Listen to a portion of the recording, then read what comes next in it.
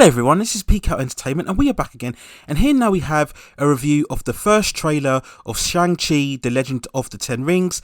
This is the latest big budget superhero movie from the Marvel Cinematic Universe, and as far as we know it's still due for release just in theatres on September the 3rd, 2021. Now, to be honest with you, I don't really know a lot about Shang-Chi as a character.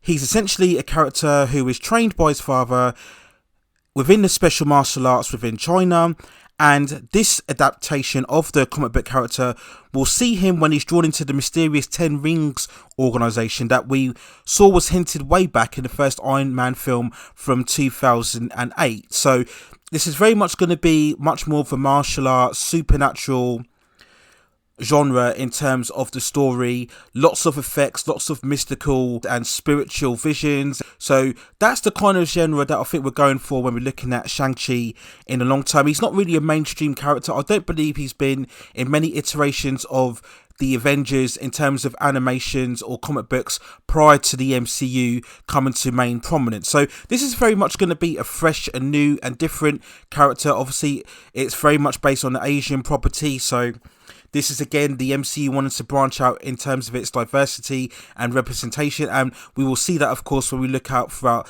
this trailer overall. So that's just some background information in terms of the character, and there's going to be a big push towards this character, and as I mentioned before, I'm pretty sure we'll see some links going back into the Ten Rings organisation, and hopefully we may lead to seeing an actual appearance of the Mandarin done properly after the disastrous version that we saw in Iron Man 3.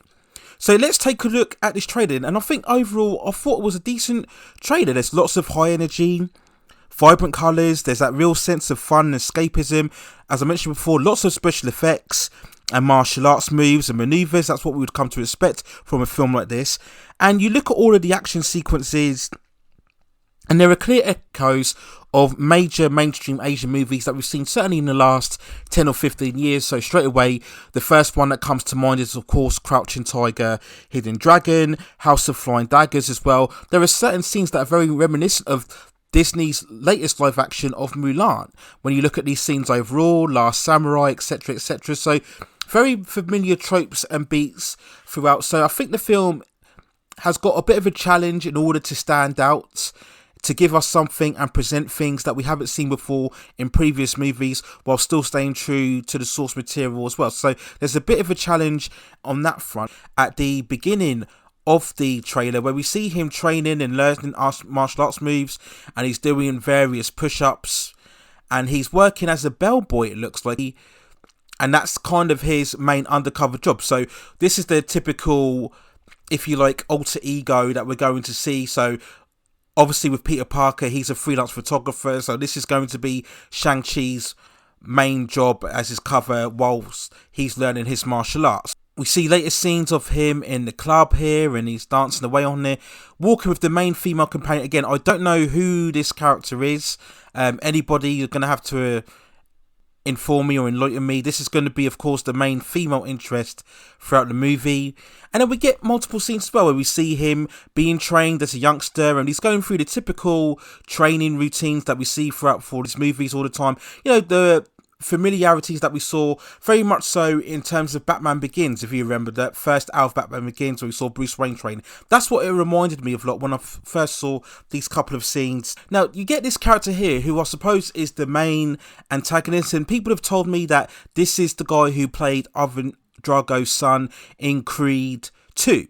So he looks a bit different here because obviously he's got hair and he's got the beard, very big bulking. I don't know who this character is. Again, I haven't really got that much in-depth knowledge in terms of the Shang-Chi mythology, if you like. So he looks like he's going to be the main antagonist, and we see that scenes later on when they're on the train and he puts out the spike and he's fighting Shang-Chi on the train. So that's all very good as well. We see later on his father on here sitting on the throne.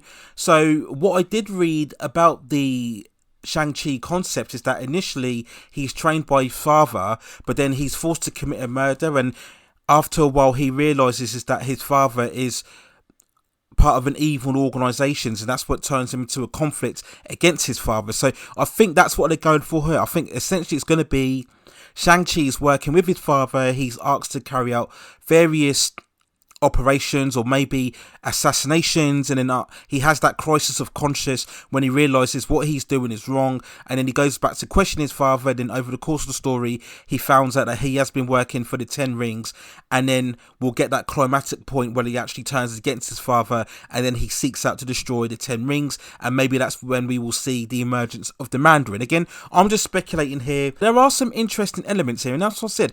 The special effects, they look really good. Again, we get those great scenes where we see in the kind of wushu woods, if you like, so typical of Crouching Tiger and House of the Flying Daggers. We've all seen those amazing movies as well. So again, those familiar beats on here.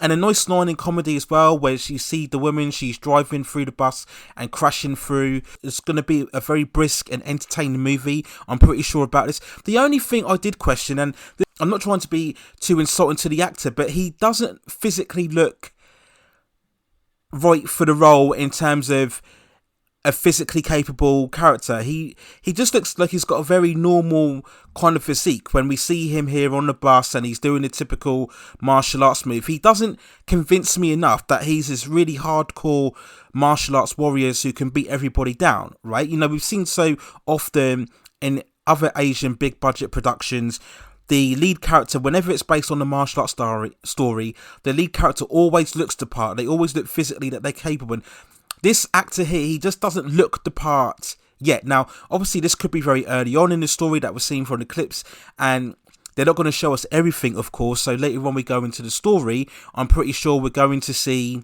him in the typical more Shang-Chi costume. It looks very different from what I'm seeing in other posters. It looks very different from what I'm seeing on the original comic book. But again, they can always modify and change that. And Marvel will always try to stay close to the source material, but make little adjustments here and there, like what we saw recently with WandaVision, as I'm pretty sure what we'll see also in the finale for Falcon and Winter Soldier as well. So that was the real query I had, is that the actor, I'm pretty sure he's a good actor. Again, I haven't seen him in any movies, but he doesn't look physically convincing to me, and that's going to be a key thing. If you're going to have all of these martial arts sequences and fight scenes, the lead actor really has to look the part, and so far in these early scenes, he didn't quite look the part. But again, maybe when we see the second trailer and other footage, he will look for more convincing to me in terms of his physicality. But that was only the real complaint that I had. Otherwise, this is a very bright and brisk trailer, as I mentioned before, lots of energy, and yes, it's very good to see Marvel again trying on these lesser known names, these unknown characters, and bringing them to the fore and the mainstream. That's one of the major reasons why I continue to support the MCU. Even if they make little missteps or mistakes here or there, I still think for the most part it's a brilliant franchise, and it continues, you know, to go on well beyond Endgame as well. So I think that's very good. So those are my overall thoughts, feelings on the first trailer of Shang-Chi and the Legend of the Ten Rings. Let me know what you think in the comments below. What are your first impressions of this trailer? Do you like it? Do you not? Do you think it's leaving a lasting impression on you?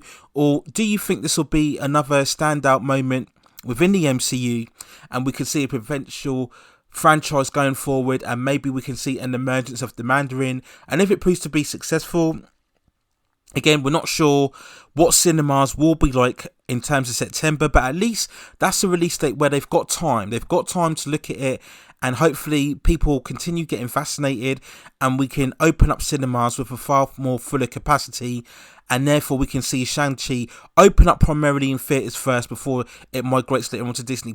That's the hope anyway, certainly from my perspective. But let me know what you think in the comments below. If there get any more updates on Shang-Chi, then I will let you know as well. Please also hit those like and notification and subscription buttons so I can provide you with more quality and high content in the future. But that's it for now.